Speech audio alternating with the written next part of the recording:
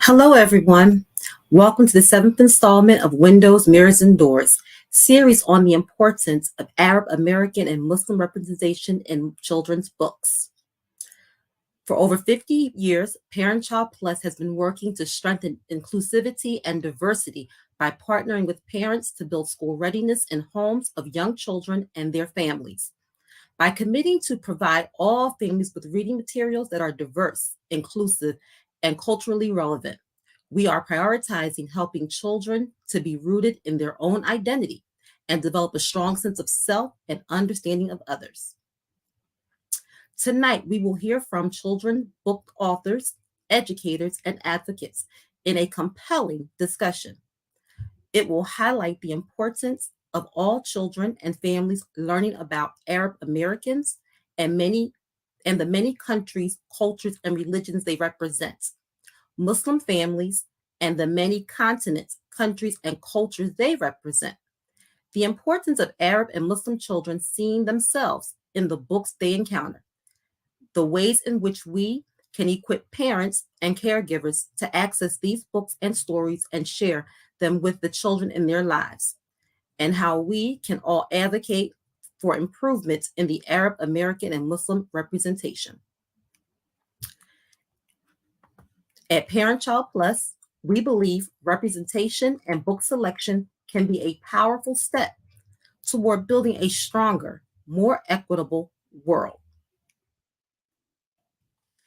At the end of tonight's event, we hope you walk away with a deeper emotional connection to the issues, to understand the importance of representation and having diverse books at a young age, the impact it has on a child's development and social emotional health, and to feel inspired by the discussion and aware of how you can support more books with Arab and Muslim characters and authors. Now, please, let me introduce myself and introduce tonight's panel. My name is Anika Mukhtar, and I am a site coordinator for ParentChild Plus in North Philadelphia. And we also have a wonderful panel tonight. We have author Layla Taji. Layla Taji is a Palestinian American who has spent most of her life in the Pacific Northwest. She currently lives in Kirkland, Washington, with her husband and two girls. While raising her girls and hoping to pass on as much of the Arabic as possible, she saw a gap in Arabic books, specifically ones that engaged toddlers. So she took it upon herself to create and publish two board books, These Chicks, Husi Son, and My Grandfather Has a Donkey, Jadi Andu Himar. She also launched the website Arabish Way that provides resources and inspiration for parents and educators to engage with the Arabic language regardless of their own skill. Thank you, Layla. We have educator Tovia Crawford. Tovia is an early childhood and parent educator, as well as a parental doula. Her career as an educator began with the opening of her family childcare home in 2001.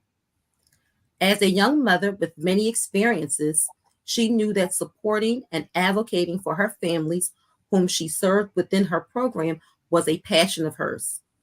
She knew the impact of not having a great support system and extends that support to the families she services.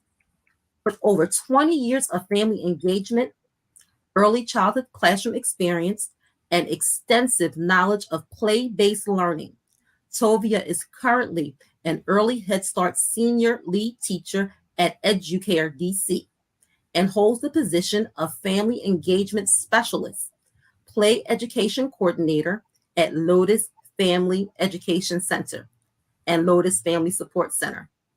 Welcome, Tovia. Hi. We have Janeba Zerbo.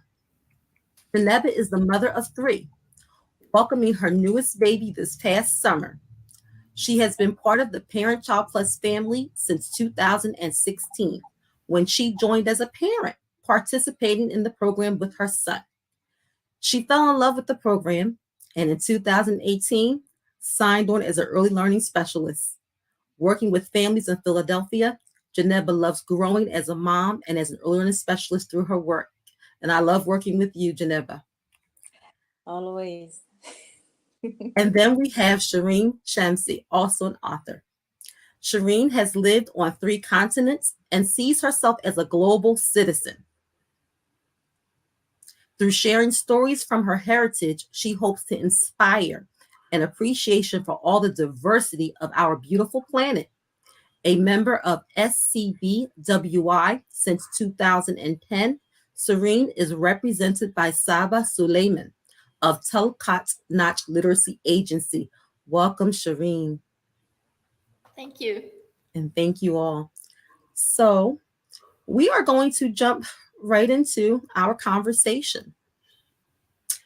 And the first question I'd like to start with is for Layla and Shireen. Arabic Muslim characters are often misrepresented in and often left out of children's books. Did and does this inspire you as a writer of your books and stories for children? How valuable do you think it is for children to see their language represented? Shireen, do you want to get the first part and I'll get the second? Yeah.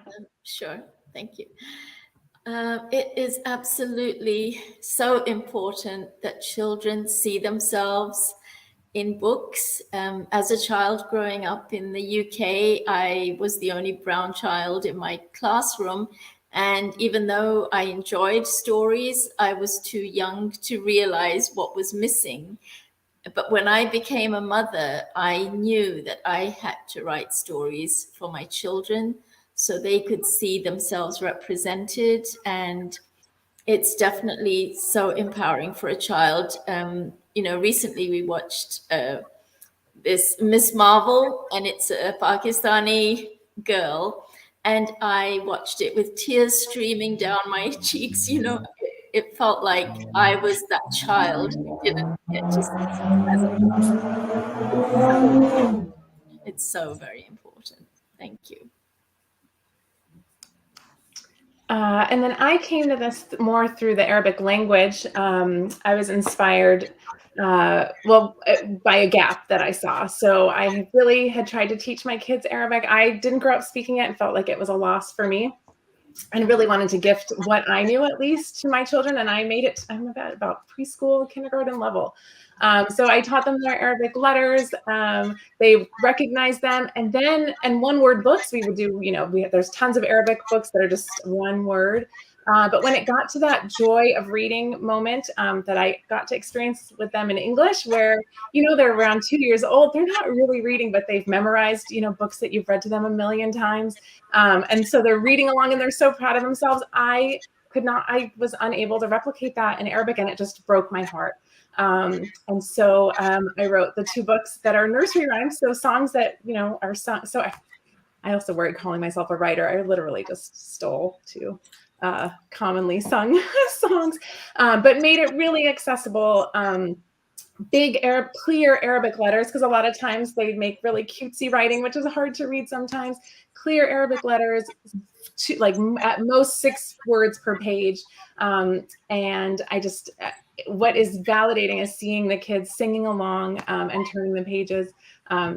And so that's been really exciting. And I just wanted to say, as anybody who's teaching their child a second language that's not in the mainstream, you know how hard it is, especially once they go to school, when they don't see their language anywhere. It's not, it's a message that their language isn't valued. When we go to a bookstore and we try to find Arabic books, and the selection, I just went to Powell's Books in Oregon, which is like a massive bookstore. I mean, their Arabic selection was like 4 like used awful books, and it's just heartbreaking. So I think it's, and they get that when you take your child, that's a message sent to them that this language is not important. So I do think we need more representation and characters, and I also would like to see more language books in circulation at the library and bookstores. And I can agree with you, Layla, and I can resonate with what you're saying about learning the language. Being Muslim American, and the Arabic language, of course, is very important to learn for, reading books, religious books, and also for teaching your children. So thank you for those two books, and I'll be looking forward to reading them with my children. Wonderful. So the next question for the panel: based on your diverse experience as authors, storytellers, business owners, educators, and advocates, what is your inspiration for doing this work? What do you hope to see come from culturally appropriate representation? So, Tovia, would you like to answer first?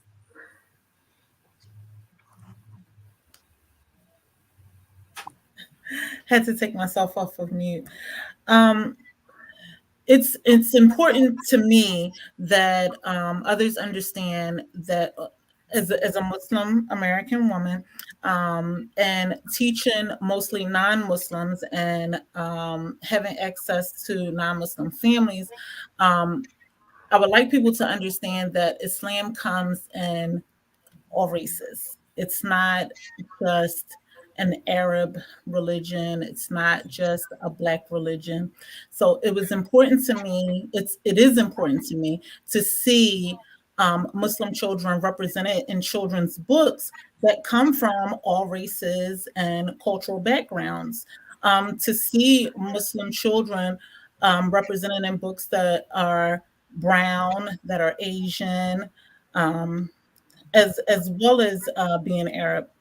Um, I would hope that by exposing young children to these types of books, having such a wide scope, or hopefully a wide scope of books that represent the Islamic culture, that they are then grow up to be compassionate adults and have respect for the religion, and it's not looked so much as something strange, and they're not looking at the other kids in the classroom and asking questions about, like, why do you wear that?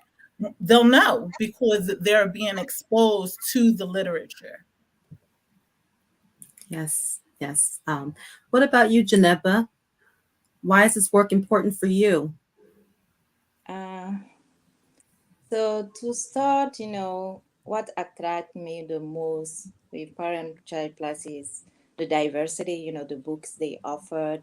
And the most important part, I will say, is the connection with the families. Being able to go to the family's house, talking to them, embracing their culture, and being able to listen and have them open to you. That was really, that's really important for me. And also, I feel like as a Muslim, they're sharing more of their experience with me, like culturally and everything. And it's like simple example. Sometimes you can send them a text or just a reminder. I said to reminder to just wish, happy Eid or stuff like that. They really appreciate those simple gestures. And that's, for me, I'm so grateful to be part of that. And I'm so grateful to be, who I am. So it's really great. And I see the impact on me, on them. Every single, they need resources, they need something, they will get back to me. So what I'm hoping for, in the future is to have, like you said, Tovia, more diversity, and to show that Muslim, like you said, doesn't have a race, and it's represent in every different culture we can find it. So yeah, I would like that. Thank you, Janeba. Shireen, would you like to? Yes, I'd like to just say that I wrote this book for that reason, that I wanted my children, originally I wrote this story when my children were young. It was published when they were all grown up. But again, I write for the children of the world. And this is specifically a Pakistani Muslim girl shown here in Zara's Blessing.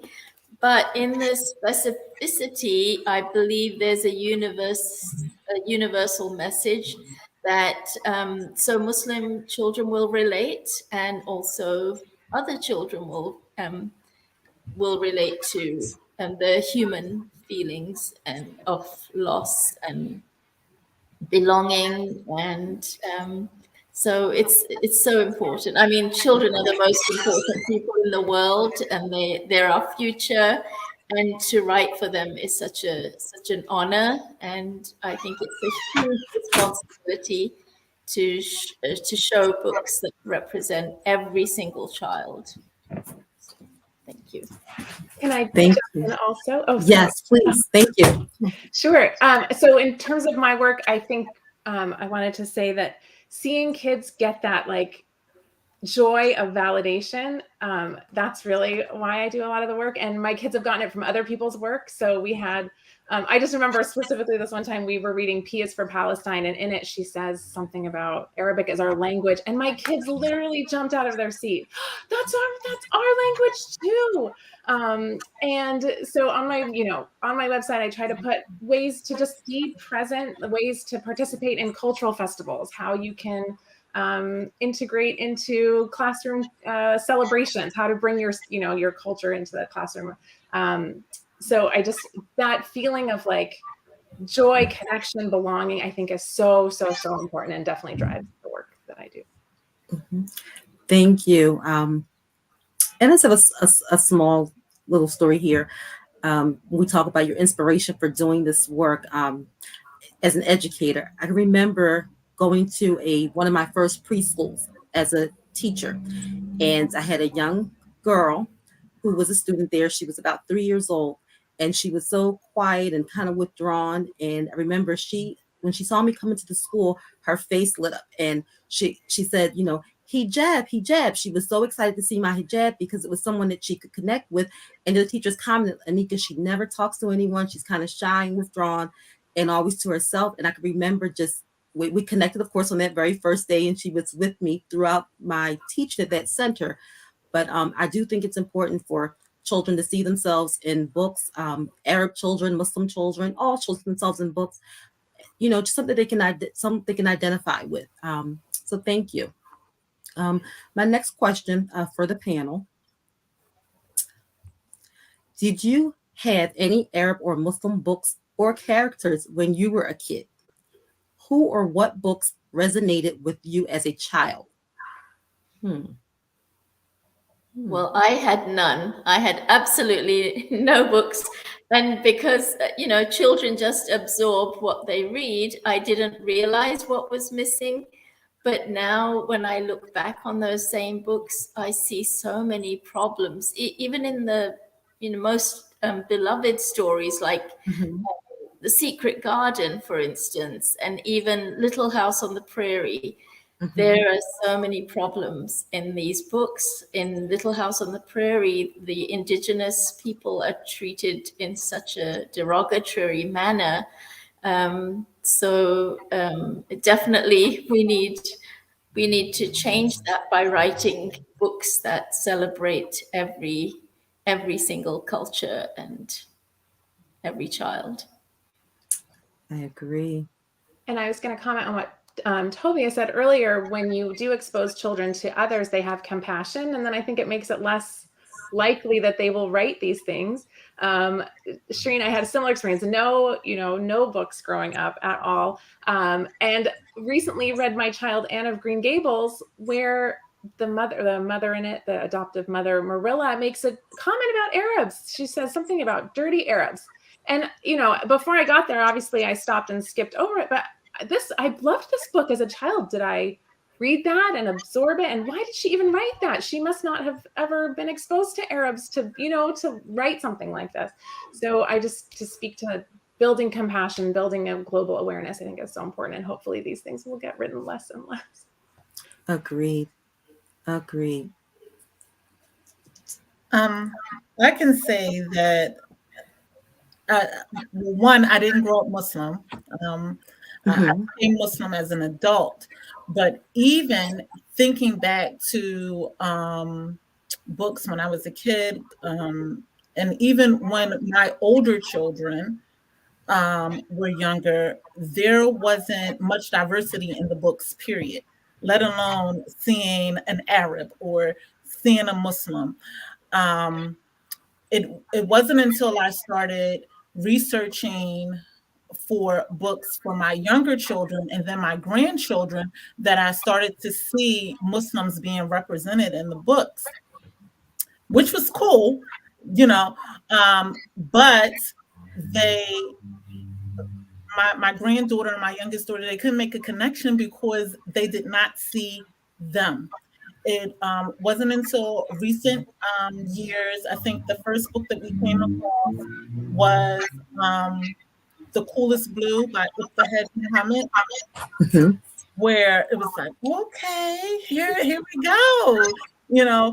And then most recently, a young lady from Philly wrote a book, My Babysitter Wears Hijab, which really connected to us because I started off as a family child care home. And in this book, she talks about how she visits the different children, and they're curious about her hijab, and she's explaining to them why she wears hijab. And then the beginning of the book, she says, in the intro, she says that it's her hopes that when reading this book, that parents, non-Muslim parents, are reading this book, they have an understanding of why we wear hijab, and a respect for the religion and the Muslim, the Islamic practice in general. Right. I will add, like all of you, I have none. I grew up mostly with French literature, so no representation at all. But working with Parent Child Plus and doing, the prep work to meet with the family, I I read a book. It's called Mommy's Kimar. So I try to practice that with my daughter. So we're reading, going through the book, and right away she recognized the Kimar. She was so happy to see that. And in the book, they talk about diversity. The grandma of the little girl is Christian. And in my family, so growing up, my mom is Christian and my dad is Muslim. So she right away represent herself of the family saying, "Oh, that's grandma." And I say, "Yeah, it is grandma." So the fact that the order add all those diversity and still keep, the Muslim part highlighted, I really appreciate it. And it was a blessing for me seeing my daughter, recognize that just right away. It was really impactful. So I appreciate it. I do think it's getting better. I think the literature world is getting much better. I just want to make a quick plug for a couple books. Farah Rock series by Susan Mwaddi Daraj is an amazing, has an Palestinian girl in it. And then Bassem Youssef, the comedian, recently put out one about a girl named Nadia who's Egyptian and just has these girls just have regular American problems, and they're fabulous books. And so it's getting better slowly but surely, but we definitely need more. This panel today is just awesome. I know it's gonna get much better. We're gonna improve, but it is like a big step. So thank you all. Definitely. Definitely. Well, I have an aspiring writer on my hands. She's 13, and I'm waiting for some of her materials to come out so that she can add to this genre of books with Muslim and Arab representation in them. For my own children, most of the books that we could get to read that had Muslims in them or Arab representation in them, they were always religious books. So there were never any just story books or fun books or just fun characters. So I would love to see an increase in literature, geared towards young children and preteens alike. Shireen, do you have anything to add to this topic here? Well, again, it's all about getting these books out there. And yes, things are really improving, but the more we get, the more representation we'll have, and it's all about compassion and empathy. we want to inspire children to have that at a young age. And so this is the age group that, if they're reading all these books of all different cultures, they will feel that they're not marginalized. They're part of, this whole beautiful world. And yeah, it's important work. I agree. Yeah, I think it's important too, as we come across literature that maybe other people don't know about, sharing those resources, getting it out there, sharing it with other programs, and sharing with people in your community, so that way we know the books are out there, and children can have access to them, families can have access to them. So important. And I also think that by being exposed to more books with children, or characters that look like you, it inspires the young people that like your daughters, the inspiring writers, to go ahead and write those stories in their head and not hold on to them because they think that people won't read them, or they won't be entertaining. Yes, entertain us with your culture, entertain us with those characters in your head that represent your community and your culture. And the joy of it. Yes, there's a book, Hannah's Hundreds of Hijabs by Barefoot Books. And it's just a celebration of hijab. And it's about a girl who just has so many, she doesn't know what to do with them. It's just a beautiful, joyful story. And I did want to say one more thing about my most recent book. It's called The Moon from Dehradun, a story of partition. So it's about my mother's experience during the 1947 partition of the subcontinent into India and Pakistan. And I just wanted to say, this is one story. There were 15 million people displaced. And so there are 15 million stories, because everyone's story is different. And, we are not monoliths. Everyone has their own story. And the more we get, the better things will be. And thank you. Agreed. Hopefully it gets better sooner than later, right? Another question for the panel. As you write your books and stories for kids and choose books for your curriculum, do you picture primarily an Arab and Muslim audience, or do you picture a non-Arab or non-Muslim child? Or is it a balance between the two? So I would like to hear from all of you. What do you picture when you write your books and you choose your stories for kids? What do you picture your audience to be like? I can go. So I picture, how I started is I pictured Arabish people like me. So I didn't grow up speaking Arabic, grew up kind of in the States between two, not fully Arab, not fully Muslim. So hence the name of my website, Arabish Way, which also is a play on words because I'm Arabi Shway, which means a little bit of Arabic, a little Arab in Arabic. So as I went along, I'm realizing that actually I'm also serving non-Arab speakers or non-Arabs at all, because my books are transliterated and translated, making them super accessible. I wish I had a bookshelf full of different languages that I could access. It's really hard to find ones that are actually transliterated and translated, even in French or Spanish. Sometimes they're one or not the other. And so that's really my target audience is, first generation, second generation, where we've sort of been split, but really everyone, because also Arab speakers, these are popular nursery rhymes in at least the Levant area. So it speaks to native speakers as well. So now it's everyone is kind of who my audience is. But back to the Arabish, I think also, as I said before, incorporating into cultural events and that sort of thing is also for people who, I'm trying to give ideas for people that don't quite own it yet and maybe need to recreate or recapture their culture that was lost or taken or displaced in the process of kind of being here in America.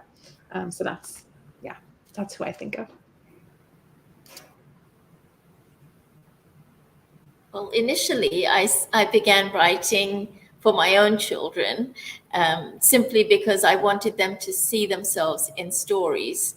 And but now I write for all children because it's just as important for them to see these stories, for everyone. Like for some, my books will be mirrors, and for others, they will be windows and doors. So it's definitely for the children of the world. Right. I agree with Shireen. When I'm choosing books for my teaching experiences, my learning experiences for the children, I just picture a classroom full of children. I don't necessarily say, okay, there are these many Muslim children in my class or not. I'm a Head Start teacher, so the dynamics of my classroom can change at any time, based on enrollment. It's free education based on um, the children's movements, if they move away or something like that. So I try to have a wide variety of books in my classroom environment, in my classroom libraries, so that they're exposed to all types of books, all types of cultures. Um, do I throw in a book here and there of, a little girl in hijab? Of course I do. Of course I do. And right now my classroom doesn't have any Muslim children. But they'll also grab those books and they'll say, "Hey, Miss Crawford, it's you." So, I when I'm choosing books and shopping for them, I just think about the children and what it is that they may enjoy. Um, I take particular interest in the illustrations because my children are so young. I want to make sure that the books are appealing to them.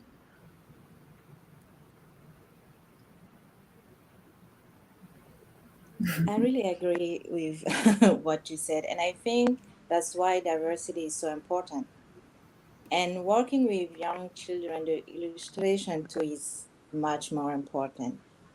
In my case, I work with African families, and it's really, really hard to find a book that represents I will say African families in general.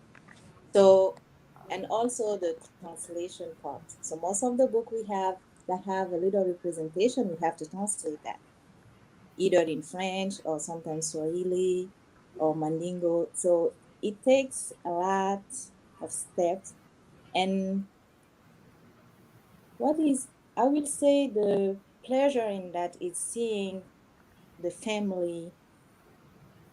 I don't know how to say that. It's seeing the joy on the family's face because we took the effort to go there to find how they can relate to the meaning. So it's, I don't know, it is really great. And I know Anika can tell it's hard to find like really those type of books. So you ask. Agreed, Jeanette. But I want to circle back to Layla though, so that she can talk to the audience more about the transliteration. I was hoping that you would mention it, and how we talk about tools to support us in reading and support children in reading, right? And how transliteration has been a really big tool, especially for non-Arab speakers trying to learn the Arabic language. So why don't you talk a little bit more about that and how it helps and supports with learning Arabic language?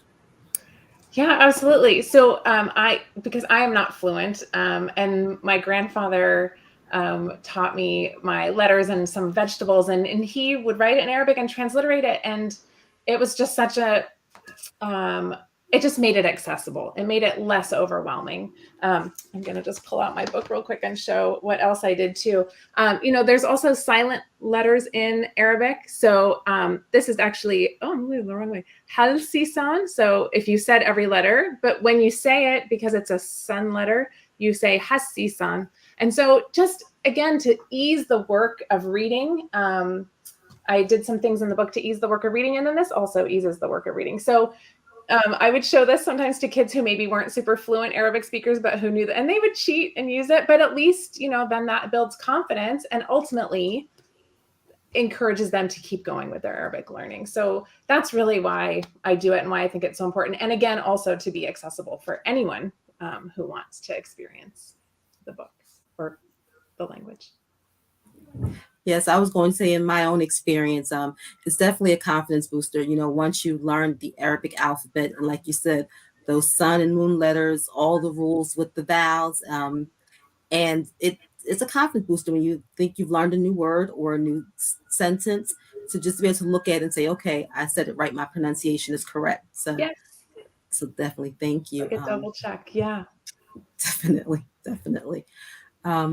So, anyone else have any other comments about, your audience, choosing books for your curriculum? Anything else?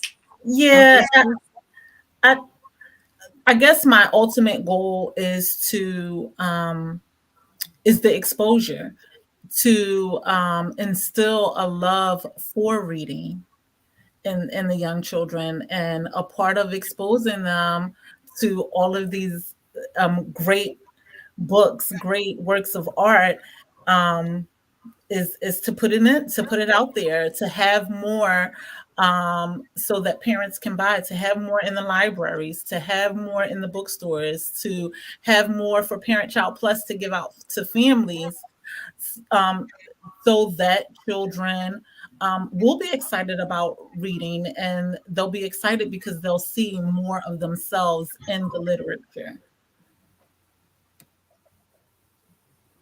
I agree.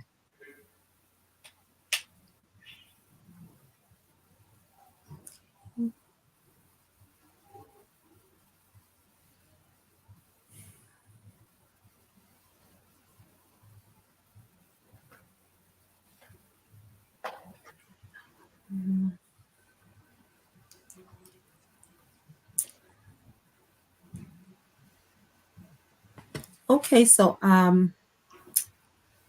guess we can move into one of the big questions from the chat, for Shireen and for Layla.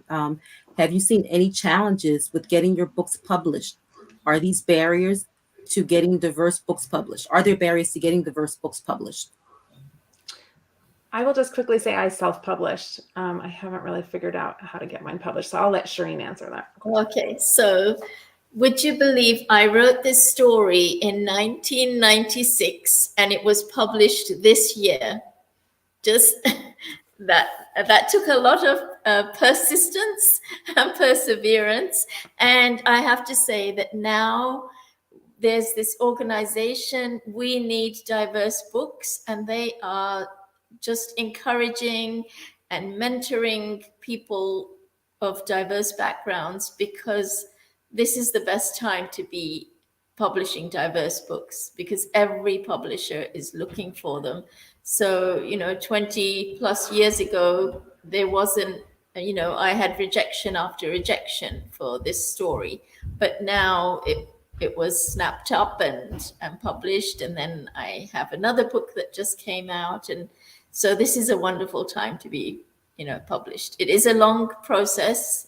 My journey has been longer than most authors, I think.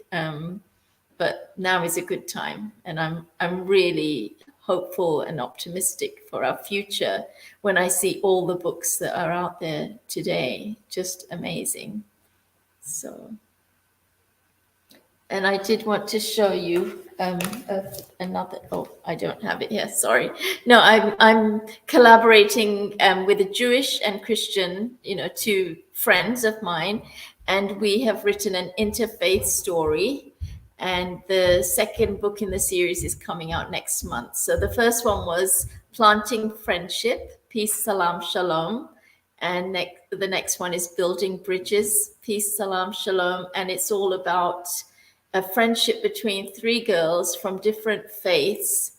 And they have more in common than, their differences are very minimal compared to all that they have in common. And it's all about their friendship and building bridges, literally. So thank you. Thank you. Layla, Would you mind telling everyone what transliteration is? I know we use this Oh, term and you and I talked about it, but I'm not sure if we oh, explained sure. to the audience what transliteration Oh, was. yes. And I should always say English, like you need to put the language in front of it. So English transliteration of Arabic. So taking the Arabic words, but writing it with English letters to make it so that people can you see that? Oh, so there it says Husseisan, Hussesseesawn, Husseisan. And of course, it's not perfect because there's some Arabic letters that are not in English, but we get close and do the best we can with that. So writing in, so you can write in the language that that you're transliterating from the other language, so that people can access it. Thank you. And I don't know if everyone got to answer. What is the first time you actually saw yourself represented in a book? Yeah, not till I read those two that I mentioned to my kiddos. The Ferrah Rocks really was the first one. Wow. Yeah, like I was saying earlier, the first time I could say that I came across a book that was as close to representing me was this one that was just released last year. My babysitter wears hijab, because it was about a young woman who was caring for young children. And I started off as a family child care provider. So it was like, okay, here's Jetta right here in the book, you know. So that was the first book that I came across. Prior to that, there weren't many that I could say that I saw myself in that book. Well, they do say if you should write the book that you wanted to read as a child, and that's exactly what I did. This book, Layla and the Sands of Time, is the story that I wish I had read when I was a child. So I just wrote it. There is one book that I just read, I think 2 weeks ago, and it's called Asan and Aisha. I think the actual title is Asan and Aisha, the day before Ramadan. Yeah, and I think it's written by Yasin Rahim.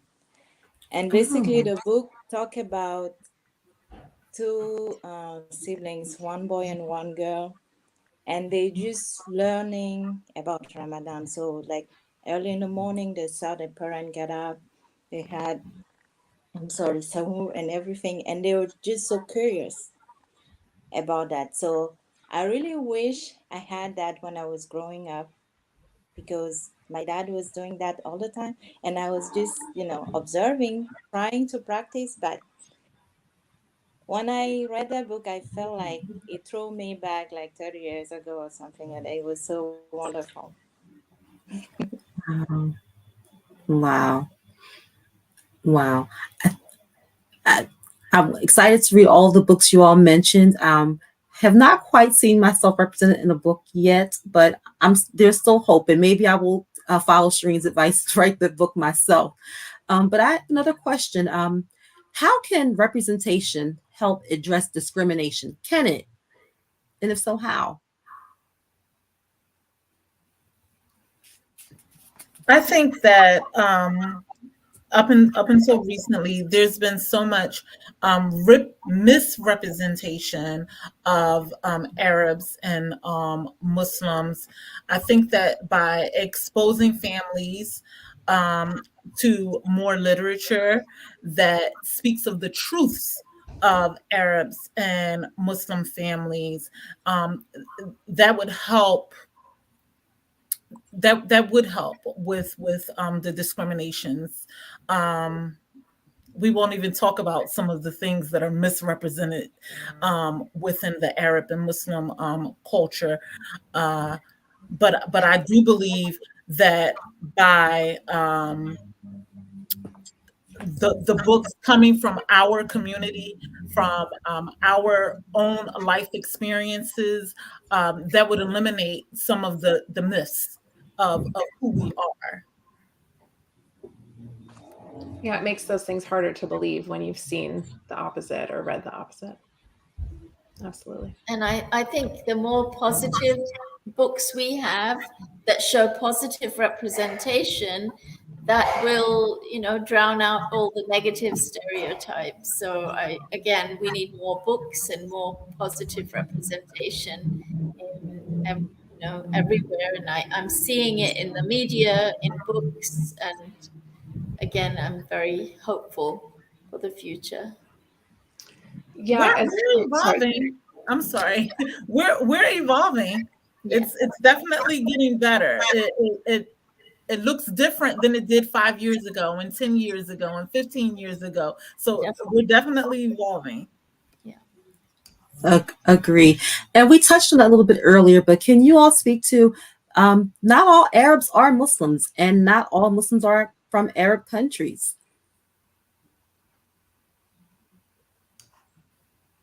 That's true. Exactly. I mean, and again, that's why I wrote, like, for Zahra's blessing, I wrote a specifically Pakistani Muslim family, and just to show one story. Again, Muslims are not monoliths. Just like anyone else, every person has their own multiple dimensions, and so the more stories we have, the better. Agreed.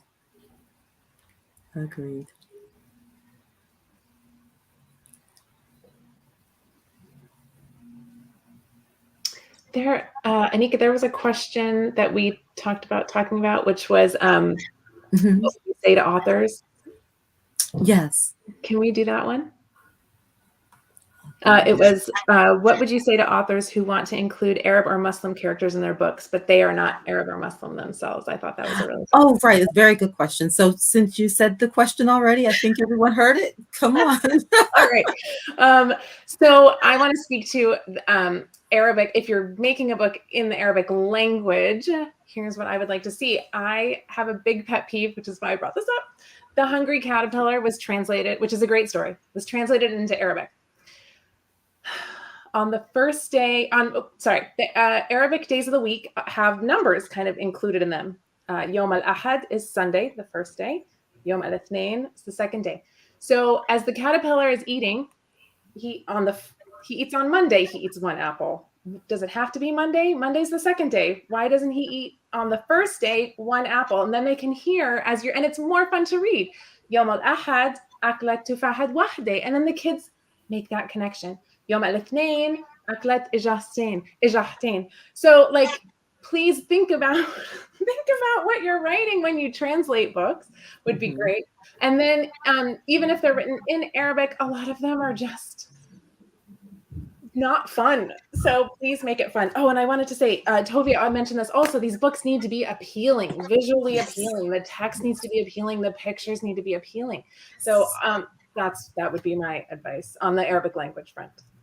Yes.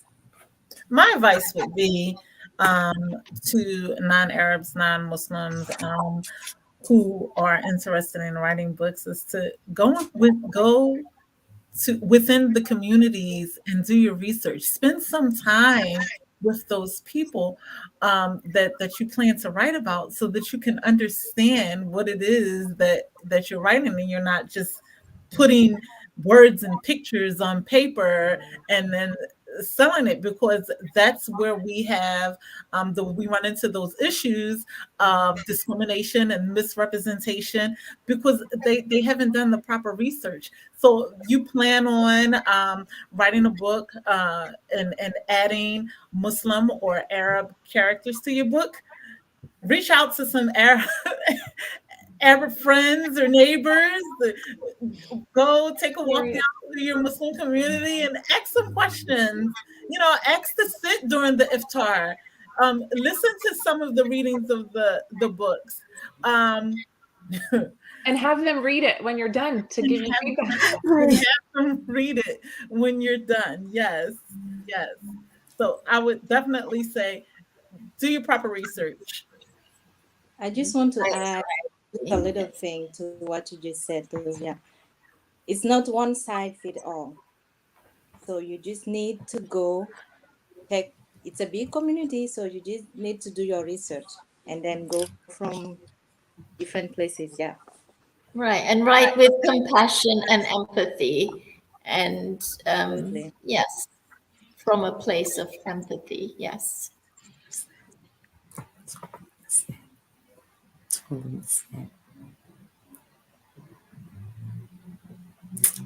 Okay.